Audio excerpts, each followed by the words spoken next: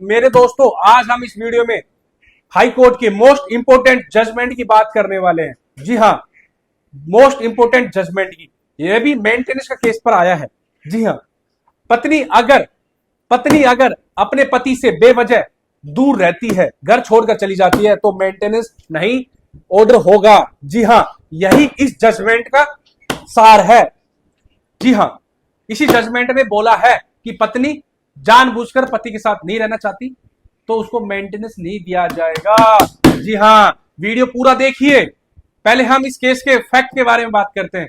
मैं हूं Virendra Chauhan from Shaurya solution hub. Video start कर देते हैं भैया।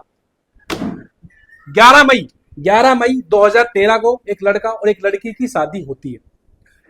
कुछ दिनों बाद, कुछ सालों बाद उनका बच्चा पैदा होता है। बीवी का अपने ससुराल वालों के खिलाफ व्यवहार खराब होता चला जाता है। इसके कारण छोटे मोटे लड़ाई झगड़े हस्बैंड वाइफ में होते रहते हैं और पत्नी गुस्से में आकर पति का बेवजह घर छोड़कर चली जाती है। जैसे ही वह घर छोड़कर जाती है, कुछ दिनों के बाद वह मेंटेनेंस की एप्लीकेशन फाइल कर देती है कोर्ट के अंदर, सीआरपीसी सेक्शन 125 के तहत। फिर भैया कोर्ट समन भेजता है हस्बैंड को, हस्बैंड रिप्लाई करता है, हियरिंग चलती है और मेंटेनेंस ऑर्डर हो जाता है इंटीरियम मेंटेनेंस वाइफ के फेवर में। बच्चे का मेंटेनेंस ऑर्डर होता है 15,000 पर मंथ एंड वाइफ का होता है 30,000 पर मंथ। इससे भैया व्यतीत होकर सीधे वे हाई कोर्ट में जाते हैं, सीधे झारखंड हाई कोर्ट में जाते हैं और एक अच्छे से एडवोकेट को हायर करते हैं। वो फिर वह अपनी दलीलें रखते हैं कि भैया कि मैंने अपनी पत्नी को कभी भी अब्यूज नहीं किया है, ना फिजिकल, ना मेंटल, ना सोशल, ना फाइनेंशियल, ना इमोशनल। मैं अपनी पत्नी को रखना चाहता हूं। यह जो मेरी पत्नी है अपने घर वालों से दूर करने पर मजबूर करती है। मेरी वाइफ मेरी बूढ़ी माँ, मेरी बूढ़ी दादी की सेवा करती नहीं है। यह मुझे परेशान करती है, खाना नहीं बनाती है, खाना मेरी मम्मी बनाती है, घर का काम नहीं करती है, मेरी माँ से, मेरी दादी से दूर करना चाहती है। कहती है अलग रहो, अलग मकान लो, लेकिन मैं अपनी माँ के साथ, दादी के साथ, बीवी बच्चों के साथ रहना चाहता हूँ। मेरी पत्नी बेवजह मुझ पर मेंटली प्रेशर बना रही है। जब वह घर पर गई थी तो हमने इसको खूब समझाया था, हस्बैंड लेने भी गया था, और ना ही हमने इस पर अत्याचार किया है और ना ही हमने उसको घर छोड़ने पर मजबूर किया है। जी हाँ, यह अपनी मर्जी से घर छोड़कर गई थी। यह घर का काम भी नहीं करती, खाना भी नहीं बनाती है। मेरी जो बूढ़ी माँ है, जो मेरी बूढ़ी दादी है, उनकी सेवा भी नहीं करती है।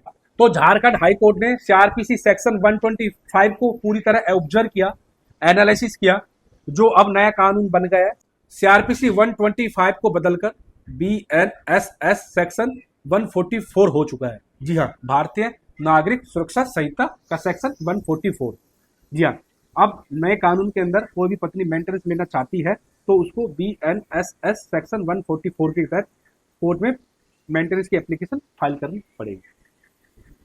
ठीक है, तो जो सीआरपीसी का सेक्शन 125 का सब क्लोज 4 है, उसमें चीजें मेंशन है।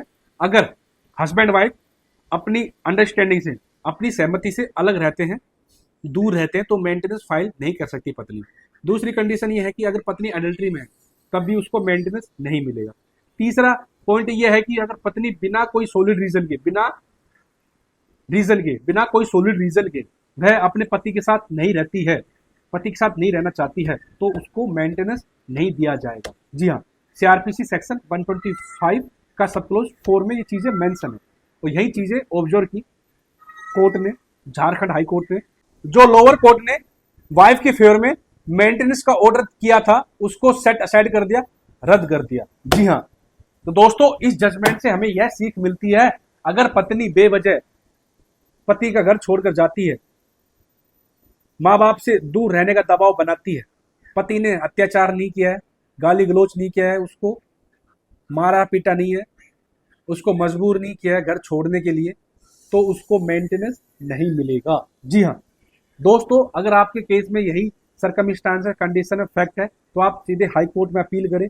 जी हाँ, जितना जल्दी हो सके आप हाई कोर्ट में जाएं और इस जजमेंट को यूज करें और आप अपना मेंटेनेंस रद्द करवाएं, खत्म करवाएं, जल्दी से जल्दी करवाएं। जी हाँ, अगर आप मेंटेनेंस दोगे तो आपकी पत्नी सेटलमेंट नहीं करेगी।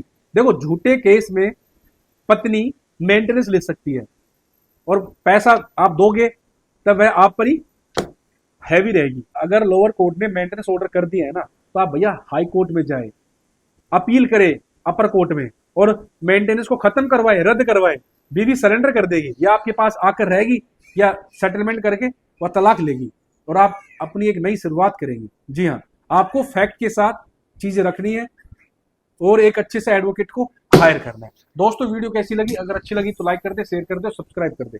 Thank you.